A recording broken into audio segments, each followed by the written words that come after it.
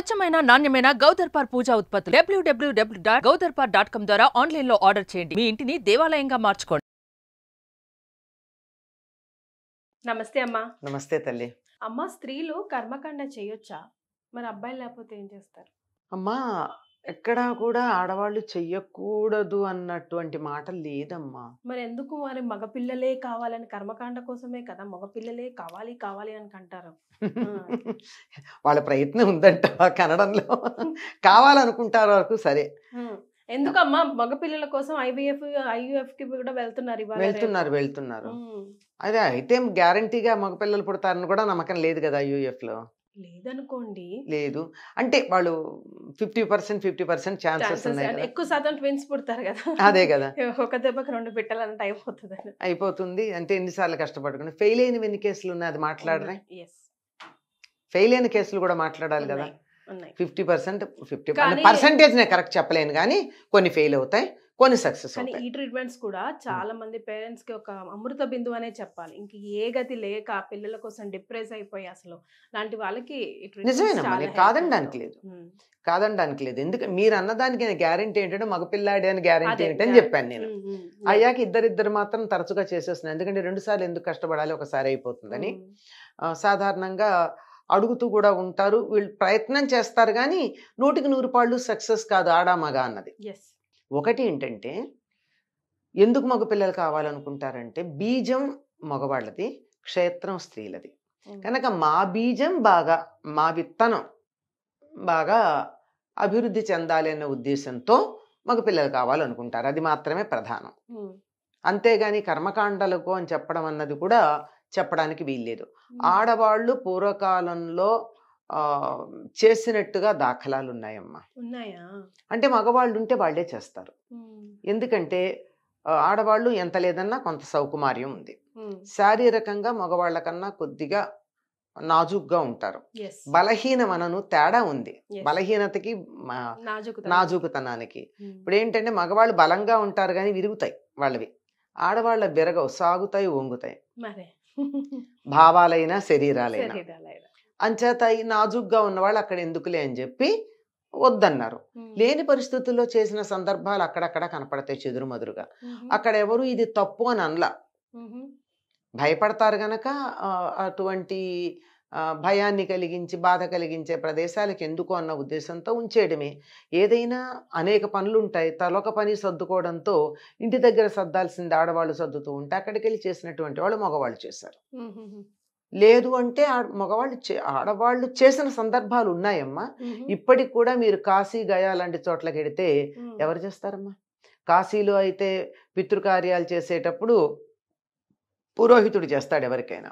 గయలో అయితే పిండాలవి ఎవరు ఆడవాళ్ళు ఎడితే ఆడవాళ్ళ చేతే చేయిస్తారు. గయలో ఆడవాళ్లే పిండిని లేకపోతే అన్నాన్నో ముద్దలు చేసి ఎన్నో ముద్దలు 33 ఎన్నో చాలా చేస్తారు, చేసి అందరికీ పెట్టించడానికి అందరికీ పెడతారు. అంచేత చేసే అలవాటు సంప్రదాయమే తప్ప శాస్త్రం కాదు, రెండింటికి తేడా ఉంది. పైగా ఇంకా తేడాలు మీకు చెప్తాను. అసలు కృష్ణా జిల్లాలో ఆడవాళ్ళు శ్మశానానికి వెళ్ళరు. గోదావరి జిల్లాలో వెళ్ళరు, వీళ్ళ ఇంటి దగ్గరే ఉంటారు, మగవాళ్లే పెడతారు. గోదావరి జిల్లాలో ఆడవాళ్ళంతా శ్మశానానికి పెడతారు. ఆ తర్వాత ధర్మోదకాలు ఇవ్వడానికి కూడా మళ్ళీ శ్మశానానికి వెళ్ళి పెడతారు. వీళ్ళు ఇక్కడే చేస్తారు. ఒక్క తెలుగు ప్రాంతంలోనే కృష్ణా గోదావరి జిల్లాల్లో ఈ తేడా ఉంది. తెలంగాణలో పెడతారు కదా, వెళ్తారు. కొన్ని తెలంగాణలో కూడా కొన్ని ప్రాంతాలు వెళ్ళారట. ఇట్లా ఒక్కొక్క ప్రాంతంలో ఇది ప్రాంతీయమైనటువంటి ఆచారమే తప్ప శాస్త్రంలో ఆడవాళ్ళు శ్మశానానికి వెళ్ళొచ్చా వెళ్ళకూడదా శాస్త్రం లేదు. అలాగే వీటికి కూడా లేదు అని అంటారు. కొద్దిమంది చేసినటువంటి వాళ్ళు అన్నారు. ఈ కాలంలో కూడా చాలా మంది ఆడపిల్లలు చేస్తున్నారు. మేము మా తండ్రి గారికి ఎందుకు చేయకూడదు అని. ఆల్టర్నేట్ లేనప్పుడు అట్లీస్ట్ ఏం చేయలేం కదా. అంటే ఆల్టర్నేట్ లేకపోలేదు, దానికి ఆల్టర్నేట్ అమ్మా. ఈ సంప్రదాయాలు పెట్టేవాళ్ళు చాలా తెలివిగా ఆల్టర్నేట్ పెడతారు. ఆల్టర్నేట్ ఏంటి? కూలికి ఎవరితో అన్నా చేయించచ్చుట. కూలికి ముక్కు మొహం తెలియని వాడితో చేయించే బదులు అమ్మాయితో చేయించచ్చుగా. మరి ఇంటి పేరు మారిపోయింది అంటారు, అదేమంటే అదే కదా, అదే వచ్చిన సమస్య. అంటే దీనికి కూలికి పెట్టి చేయించేటప్పుడు వీళ్ళు ఎందుకు చేయకూడదు అన్నది ఒక చిన్న సందేహం. ఎస్. అయితే ఒకసారి మొదలు పెట్టాక ఇవన్నీ కంటిన్యూస్గా ఇన్ని నెలలో ఇన్ని సంవత్సరాలు చేయాలి. సంవత్సరంలో నెల నెలా చేస్తారు కదా, ఇవన్నీ చేయడానికి ఆడపిల్లలకి అయినట్టయితే నెలసరి అడ్డు వస్తుంది. ఆ టైంలో చేయకూడదు. అంచేత చేయించటం ఉంటుంది. ఎవరి పేరున పెట్టి చేయించినా దౌహిత్రుడు కంటిన్యూ చేస్తాడు. కూతురు కొడుకు ఓకే. కూతురు కొడుకు చేసే అధికారం ఉంది, ఓకే. తప్పనిసరిగా చెయ్యాలి. ఇప్పుడు తద్దినాలు అవి పెడతారమ్మా, కొడుకులు పెడతారు, కొడుకుల పిల్లలందరూ వస్తారు.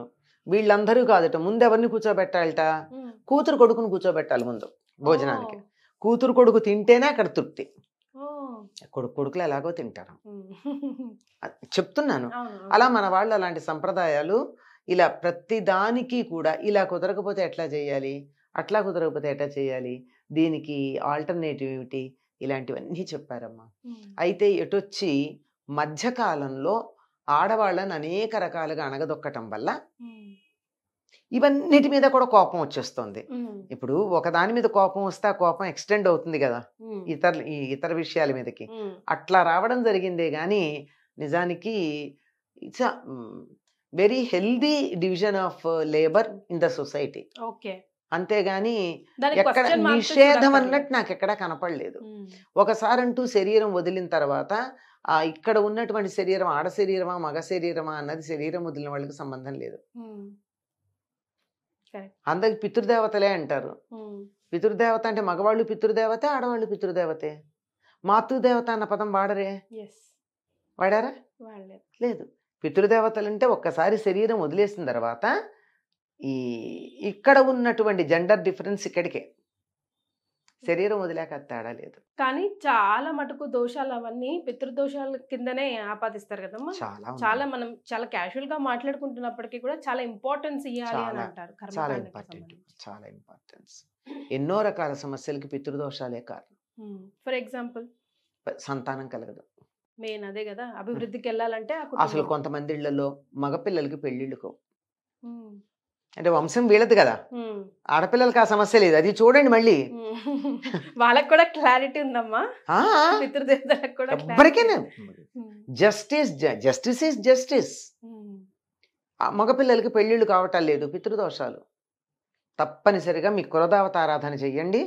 తర్వాత పితృదేవతలకి మీ పద్ధతి ఏదైతే ఉందో ఆ పద్ధతి ప్రకారం వాళ్ళకి చెయ్యండి. అంటే ఎందుకంటే సామాజిక వర్గాల తేడాని బట్టి చేసే పద్ధతుల్లో తేడా ఉంటాయి కదా. ఏం అలవాటు ఉందో ఆ ప్రకారం చేయాలి. ముందు క్రాస్ చెక్ చేసుకోవాలి. మనకి ఎందుకు అవ్వట్లేదు అన్నదానికి ఈ రెండు చెక్ చేసినటువంటి వాళ్ళకి చాలా మంది ఇళ్లలో పెళ్లిళ్ళు కావడం, పిల్లలు కలగడం అన్నది నేను ప్రత్యక్షంగా చూశాను. థ్యాంక్ యూ సో మచ్ అమ్మా. నమస్తే.